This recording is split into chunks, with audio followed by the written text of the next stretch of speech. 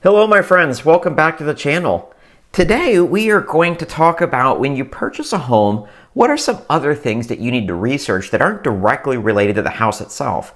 This video is intended to be a guide when purchasing properties or home in Florida, especially real estate in St. Johns County, Florida. And I'm just going to tell you the things I've seen in the last 12, 13 years or so that have come up out of real estate sales that you need to be careful of. So the first thing we're going to talk about is when you purchase a home, you want to look at the survey. Now, the way we do it on our team is, if you're purchasing a resale, we have the due diligence period. And what that means is, and again, the contracts are different in different parts of the state of Florida. Things are interpreted differently. But in our little area, what happens is you have whatever we negotiate. So it could be 7 days, could be 15 days, could be more or less, depending on what we negotiate. But you have that time period. You've given your binder deposit to either a real estate brokerage or a title company, and you are now free to research the property, all the stuff with it, to see whether or not you want to move forward. That's the idea. So in this time period, we don't just do a home inspection, we also encourage you to review the survey and a bunch of other things. But why does that matter? Well, let's take, for instance, one of the most common things I hear when people are relocating to St. Johns County, Florida, and that is that they either want the home to have a swimming pool or they want to build one after the closing. Great. So we go in the backyard. It's got a large backyard. Perfect. You can build your pool. Well, not so fast. Number one, the first and one of the most common things that you run into is there enough, would you be able to get the pool equipment into the backyard? So what does that mean? Well, if you have houses behind you and you have houses on either side and you only have 10 feet between the two homes, there's a very real chance you're not going to be able to get the pool equipment into the backyard. So even if you do have a large yard, you may not be able to get that pool because they can't get the equipment back there to dig the big hole to put the pool in and the other equipment that they need. So that's one thing. And keep in mind, even if you do have 10 feet separation, you may have an AC unit. Well, that greatly reduces the separation. And stuff like that, fences, other things like that. So that's one concern. The other one is easements. I've seen a couple of homes in Nocatee, for instance, where the backyard was large. In theory, you could put a pool and kind of do what you wanted, but there was an easement on the back that meant that you couldn't, you own the land, you can look at it, and it's a large yard, at least large by Nocatee standards, but you couldn't go in there and build a permanent structure. So you probably couldn't put a paver area in, and you definitely couldn't put in a swimming pool or anything that couldn't be removed if they needed to access the easement. So that is something you definitely need to do. You definitely need to look at the survey, and if you need to look at the survey to make sure that you can do what you want with the property, and I strongly suggest you do this during your due diligence period. So that way, you can still get your binder deposit back, during that period. So before you get out of that time period, whether or not this property is going to work for you. Another one is going to be HOA and county ordinances. Why does that matter? Well, sometimes it's pretty cut clear. Like, for instance, if you're buying a house in Nocatee or Silverleaf or places like that, you're not going to be able to get chickens. You're not going to be able to have, all that kind of stuff. You kind of know that going into it, so that wouldn't be a big surprise. But sometimes there's other rules. For instance, I've heard that they have changed it. I haven't looked. But in Del Webb, Ponte Vedra, which is the first 55-plus community of the three of them now, in Nocatee, for a long time, if you wanted to garden, now you can have flowers, but if you wanted to have vegetables and fruits and stuff like that, you had to do it in a designated garden area that you would get from the HOA. And if there was not any gardening beds available, then you just couldn't do it. And the reasoning is they didn't want you attracting deer and wildlife into your backyard. And so that's why. But if you're a huge gardener, and that neighborhood obviously would not work with you. So how would you like to buy a home there? Move in only to find out that you can't have your garden. So you definitely need, in fact, researching the bylaws, I would recommend that you do before you make an offer on the home. In fact, that's something that we do with our team, especially if you have something unique that you want to do with your property that's outside of the norm kind of, or, everybody's got their thing, whatever it may be. But that's one way to prevent that. But that is something you have to watch. Now, why do I mention county ordinances? Now, most of the homes that our team sells and most of the homes in St. Johns County is pretty clear cut. So if you buy a vacant lot in River Landing, for instance, in Nocatee, you're not going to be able to put a 7-Eleven in the middle of it, or anything other than a residence that complies with what they have designated as allowed to be built there. That's kind of common sense. It's not a surprise. But when you go out in the rural areas, it can become a little bit more of an issue. For instance, we were working with a buyer, and it was really odd. She wanted to have not her, she was fine. She just wanted to build her house and have some chickens and a garden and all that kind of stuff. But the covenants on the property, basically, it was interesting. She could do all of that, so it was fine. But it said she couldn't have pigs and she couldn't build a church on the property. So it was like, okay. Not sure where that came from. I mean, the pigs I get. The church thing was kind of odd, because why would anybody build one in the middle of the neighborhood? And it didn't specify other businesses, which a church isn't a business, but you know what I mean. So that was kind of weird. But you definitely want to research those things before you get too far into the real estate due diligence period, and before you start spending too much money on things. Now, the county ordinances, the reason why I bring that up, that's not usually an issue, but every now and again it is. For instance, our team has sold several homes in a community called Southern Pines. It's up in Nassau County in Callahan. And what happens is the homes there, it has an HOA, but the HOA is pretty loose. You can have an RV, you can have an outbuilding. It allows you to have a lot of things, and it doesn't restrict chickens. The minimum size yard in that community is 1 acre.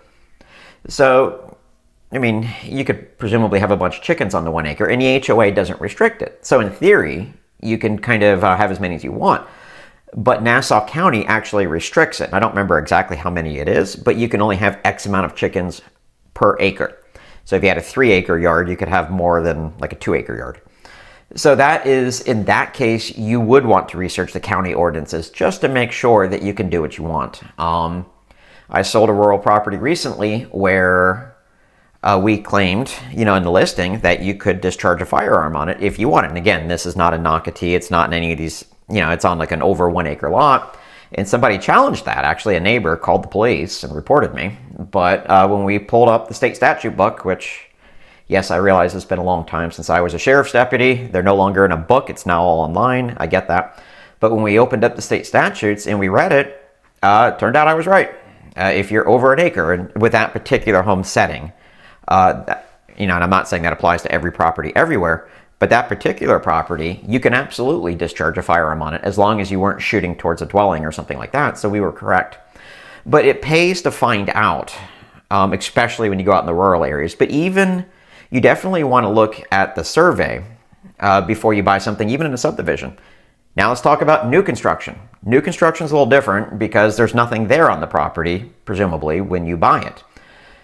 Well, the thing with that is, I would definitely ask to see the survey before you sign the contract, because I'm not an attorney, I'm not giving legal advice, but from what I have seen and from what attorneys have told me, it is way harder to get out of a new construction contract and get your binder deposit back. In fact, I don't really know of anybody doing that.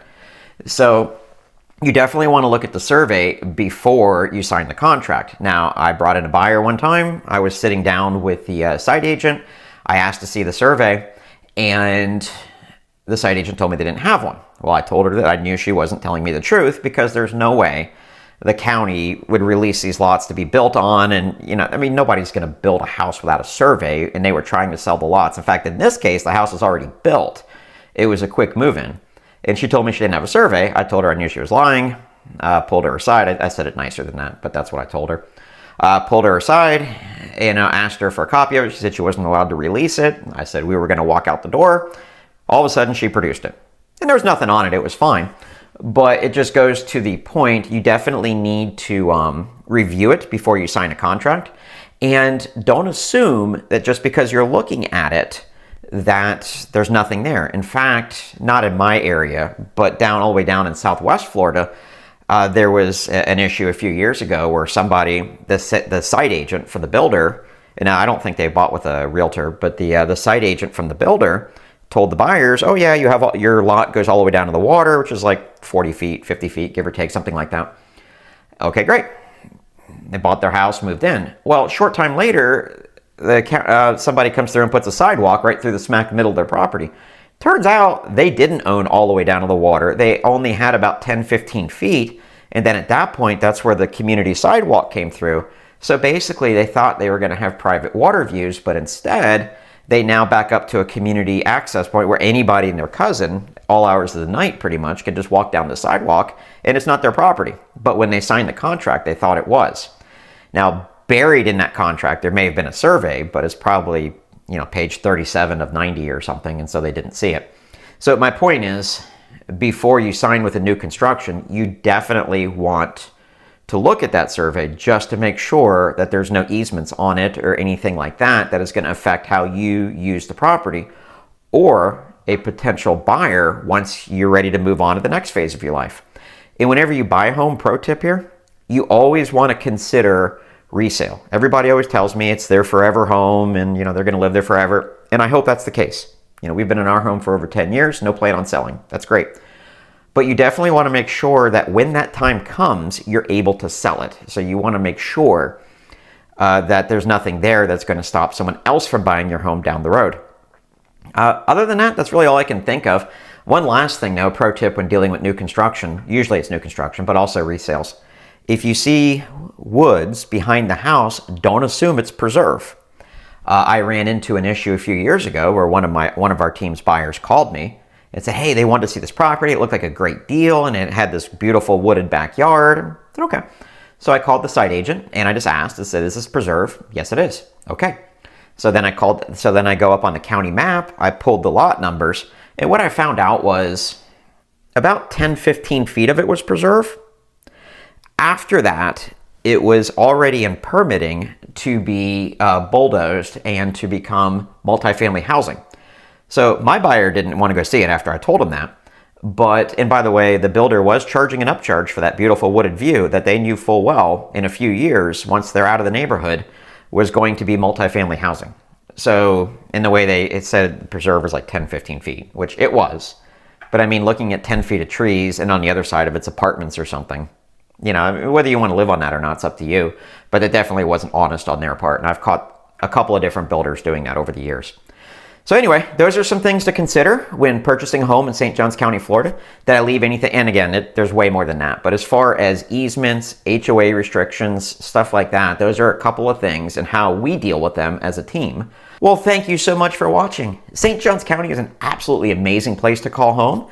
My family and I moved here in 2014 from Fort Lauderdale. We've been very happy here ever since. Love raising our family here, our children, and just being part of the community, going to the historic district, going to the beach, driving out on the beach. It's amazing. We love it. And we have put together this St. Johns County relocation and new home deals handbook. There's a link down below. In fact, there's a link right up here. And if you're interested in finding out more, helping to make a smooth transition to Northeast Florida, definitely click on that link and we will email it to you once you put your information in. Also, if you want to keep watching more videos like this one, there is a link to the playlist as well. Thank you so much. I do appreciate your time. My name is Andrew Michael, and I look forward to meeting you in person. Take care.